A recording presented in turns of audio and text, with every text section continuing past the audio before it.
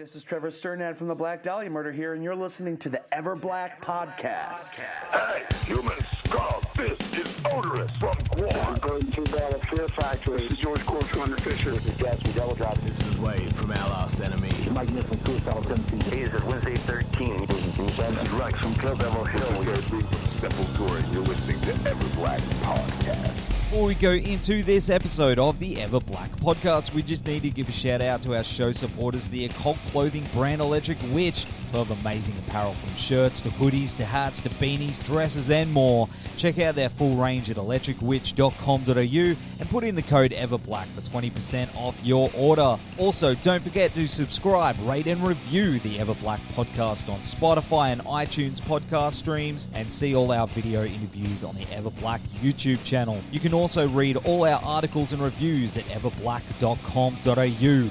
All right, on with the show. Hello. Troy, how you going, brother? It's Nev from Everblack. How's everything going? Hey, going good. How are you? Yeah, really good, man. For a Monday morning, you know, kicking things off. Cool. Yeah, it's Sunday night. Sunday night here in Atlanta, Georgia. Oh, nice. Nice. You're in the future. I know. Yeah. We're always ahead down here. Crazy. Yeah. Time travel.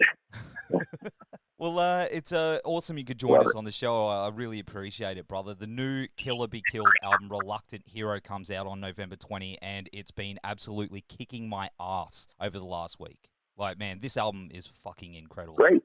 It's amazing. And I'm not just saying Great. Thanks, man. It's like you took everything you guys did on the first album, ramped it up to 11, and just hit the record. It's some sorcery you guys have got there for sure. Yeah, that was the idea. We wanted to continue forward, and it worked out in our favor, because looking back of why it took 6 years between our first record and this new one. We were all so busy constantly with the 12 active bands that the four of us are in. So it was just a matter of time when we could ever get together and write music. I think we got together once in 2016, once in 2017, once in 2018. We recorded the music in 2019. Crazy. And in 2020, we got together for 9 days, I believe, back in January, and worked on lyrics and recorded vocals. So it was a slow process, but it allowed us to listen back to everything, you know, with many, many months to absorb it and realize what we do like and what we don't like. So in hindsight, it worked out, you know, to help us and be in our favor, because most importantly, the four of us really, really love the record. So that's a beautiful thing about not rushing anything, you know. Well, that's it, especially this year with everything that's, you know, been happening. I guess when you went in earlier, you said earlier this year, right? You did some vocals. Did everything have an effect on that, like this album? It was either January or February that we got together to finish this record. And it was March when everything, you know, got disheveled. So we were super lucky to have wrapped this up right before anything pandemic happened. So we got quite lucky with that. And I know, like, as soon as the last album dropped, every interview you guys were doing, everyone's bugging you for more. Everyone wanted more Killer Be Killed, which is understandable. But you kept it a pretty good secret, you know, that you guys were working on it. How was it? Yeah, we didn't. We knew it was going to take time, because, like I said, we knew there was so much touring between Dillinger Escape Plan and Converge and Soulfly and Mastodon. It was just a matter of time. There was never a question of will we do another record. It was just a matter of when will we do another record. So we understood it was going to take a long time. So just to avoid any teasing and potentially letting down of people that were excited to hear more from us, we asked one another to just not tell anybody that we're doing it, because although we were excited, but this would be 2016, and we could say something online of you know, hey, look what we're doing. And then, a small handful of people get excited, but we knew it was going to be years before the thing came out. So we just didn't want to put any false hope or we didn't want to tease anything or make this band any bigger than it should be. So we just opted to just keep quiet until we have a full record written and recorded with a release date. And then we could come out with one big splash. Like, here's the album artwork, here's song titles, here's a new record, here's when it comes out, here's a new picture of us, and boom, you know. Well so it worked played. out nice, Well just to keep it simple and the most effective. Absolutely, man. And you know, the title track itself is very heavy, but not in a metal sense. I'd say more in a emotional punch in the chest sense. It's a really beautifully written song, man. What's the meaning of that track, and how does that tie into the concept of the album title? That was the last song that came together on the last day or two of tracking the music for this record. Max had a part, Greg had a part, and I had a part. It was very different from everything else in the record. It was slow, it was dark, and it could have been potentially sappy. But I really had these lyrics that I wanted to write, and I knew that would be the perfect song to do it. So I remember asking those guys to bear with me and just hear out this idea. We eventually put the song together, and I wrote these lyrics that I wanted to have included, and I said, guys, I'm going to call this song Reluctant Hero. And they're like, wow, that's great, man. That brings up a lot of really powerful imagery. And they all said, we should call the album Reluctant Hero. So that was very flattering and very humbling to me personally. But the song itself was being written from two dear friends of mine that had lost their battle fighting cancer, which was horrific and gut-wrenching. And I thought I wanted to write the song to them and for them. And battling something like that is nothing that you would ever choose to do, but when presented, it just shows how the human spirit can step up in the face of that type of adversity and give your all, and just being an incredible person with the will and the determination to fight on and move forward. And so it was a tip of the hat to these two men. Right. And the image of a reluctant hero is somebody that's not what they chose, but that's what they were dealt. And the way that they reacted to that was stoic, heroic, strong, dedicated, all the while being loving and humbled and exhausted, and everything was done for the right reasons, fighting the good fight. And the idea of a reluctant hero reminded us of this Hasserat statue, which is the Black Tears, which is an actual statue that reflected the idea of, like, once you're gone, everything about you can be immortalized with a statue. And that's the way the statue appears, which is, it's not haunting, it's relaxing. Yeah. Realizing that someone has given their all for you, and it's sad, but it warms your heart as much as it breaks your heart. If any of that all makes sense. But that's what Absolutely. Reluctant Hero was written for.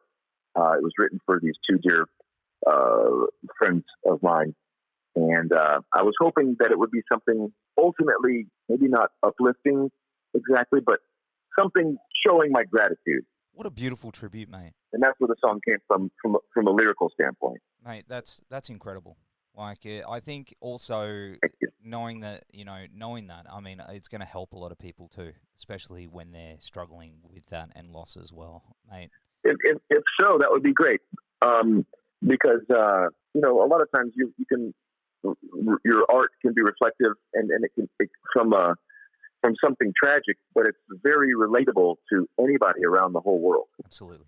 So if it could give a sense of beauty to someone, or a sense that, when listening to the song, or a sense of hope if they hear the story or read the lyrics, then that's all helpful and headed in the right direction. But that's where the song came from, and thankfully that the song title created this imagery in my bandmates' minds where they wanted to call the record that. So that made me feel very, very warm inside. Very welcome. It was very humbling. Mate, it's beautiful. I love it. And, of course, I mean, another track that I do love is Filthy Vagabond. I feel like that song, mate, in some way it captures the spirit of Lemmy and Motorhead, and I think he would be all over that if he heard that. And that dirty solo in it too. Man, so good.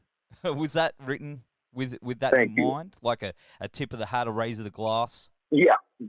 Musically, the song reminded us of High on Fire or Motorhead. Yeah. And then when we were working on lyrics, I said, guys, I believe I suggested that, hey, let's have fun with this, because we were just talking about how all of us in the band were lifers, meaning that, we all have chosen this lifestyle to be able to, in a fortunate situation, to tour all the time, see new sights, meet a lot of people, play a lot of shows. So I was like, why don't we each take a verse and just dive into the lifer mentality that we all share. And that was more of the, that was more of an uplifting way for us, of all the songs we wrote that had more serious tones. This one was more of a party vibe. Everyone, in one verse, share your thoughts and perspective of being a lifer. And it turned out to be a lot of fun. And the chorus is catchy. And that whole ending riff, reminds me of like some, some New Orleans sludge influenced stuff. And that's definitely one of the more upbeat, fun rockers on the record. Dig it. I love it, man. And I just saw the video for Dream Gone Bad as well. And that's an intense video, dude. How the hell did you get everyone together to film that? Was that done this year during all these crazy times? Yeah, we did it about 3 weeks ago. Ooh. We all went to Phoenix, Arizona, and knocked out a couple music videos. It was refreshing to not only have everyone on board to be able to want to travel, but collectively, the four of us were so excited to do anything with Kill or Be Killed that when an opportunity arises, we all jump at it like, oh, that'd be amazing. Whereas usually we're not very excited to be in a music video. But with this band, and that opportunity was presented, we were all just jumped at it and said, yes, let's please do music videos. And then we show up, and it's this massive production with a giant video screen, and the director, Jim Laval, is super talented and just super energetic, and we made what I would call a really fun and big and badass video, which I've not been a part of in quite some time. So it was really cool and really, really fun, and visually, the end result is quite stunning. It's a fun 3.5 minutes. Yeah, it's huge. Yeah, it's a huge video, man. It's really, really cool. Was it good to see everybody, though? I mean, through all this, I mean, you've probably been, texting back and forward and all that kind of thing, but I mean, getting in the same room as everybody and beers and hugs and all that, because you seem like you're all really good buddies. Aside from the music, like that seems like that's the heart of the band. Yeah. And that's the initial reason this band was put together in the first place, because we all really enjoy each other's company. We have a lot of admiration and respect for one another, and we only do this. This band has to be done for the right reasons. This isn't a touring machine that's just going to, provide incredible income for us or anything like that. This is done reminiscent to why we were all in our very first bands as teenagers, because we really like hanging out with one another and we like the music that we're creating. There's no drama. There's no stress. There's no ego. There's no bullshit. It's only the good times, the good vibes, and the fun. And that's what Greg and Max said together when they started this, when the idea of this band spawned in 2013. And 7 years later, that's the exact way that it still exists, which is crucial and brutally important to remain like that. Because yes, if I'm going to leave my house for another band to sacrifice more of my home time and my family life, it's got to be awesome. Yeah. And when I hang out with those three guys, Ben, Greg, and Max, it is awesome. Seems like it would be so much fun. How'd you react to Max cutting off the dread? Did you all did you know? Ago, when we were together, he told us a few weeks ago, he said, I think it's time. I'm going to get rid of this. And he was holding it in his hand, and it weighs like 10 pounds. It's heavy. So I don't blame him one bit. It's like truly got to be, after this many years, it's got to be very, an enormous relief. Literally weight on your shoulders, So I'm sure it's very freeing. And he doesn't need hair to maintain his legend or his legacy. He's already created that from within. So that's right. Good for him. End of an era, though. Really. Yeah. Oh, man. And, of course, I mean, you're gearing up to release some new Gone is Gone as well, right? That's a new single or album. What's happening? Yeah, we put out a few singles here and there. I think we're announcing something this week. Regarding collection of music. Yeah. So I'm excited. Been working hard on that all year as well. So it's always that's what the reward, when all the guys in the band are happy with something and then it gets released into the world. It's very rewarding, and that's like a trophy. It's very satisfying. So I love. Of course, I only do what I love because I love what I do. So anytime I'm able to put music out into the world with my bandmates and my friends, it's exciting, and I love it. And we're excited. It seems to be what I'm looking for, Absolutely, man. We're excited. We love what you guys are doing, and all the different projects, and of course Mastodon. Can you tell us what's happening with that at the moment? Yeah, well, we've been working on new music all year.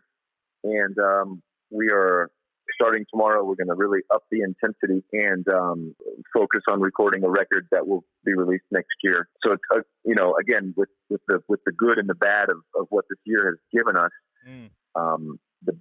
One of the biggest pro of all of it is having enough time to really dive in and get all this music, start to get all this music out and just be creative. And that's forward moving, and that creates good energy. And it's, with our collective enthusiasm. And so it's all positive, which is important to me. You don't sleep, do you?